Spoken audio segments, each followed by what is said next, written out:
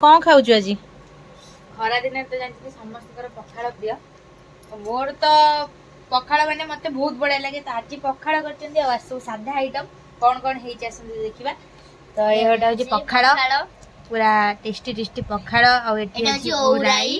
एटा होची हम बारी ओटा राई हेछि देखो सोरिष मसला दे आ एटा होची भूसंग पत्र चटणी पूरा राग राग लंका बटा माने भूसंग पत्र चटणी खाइचंदी कमेंट सेक्शन में जणान मामू घरे रे चटणी है हां एटा के नहीं गेस्तले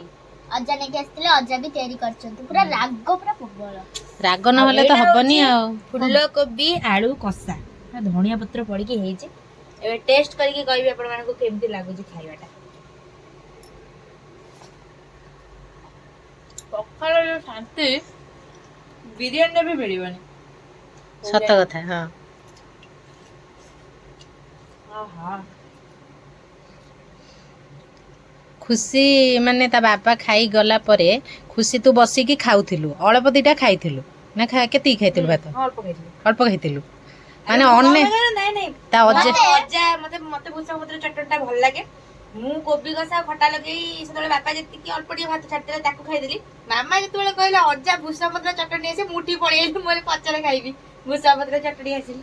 तो एमती करी मते और एटा बढ़िया लागुची देख केते थिलम खाइ देले ना था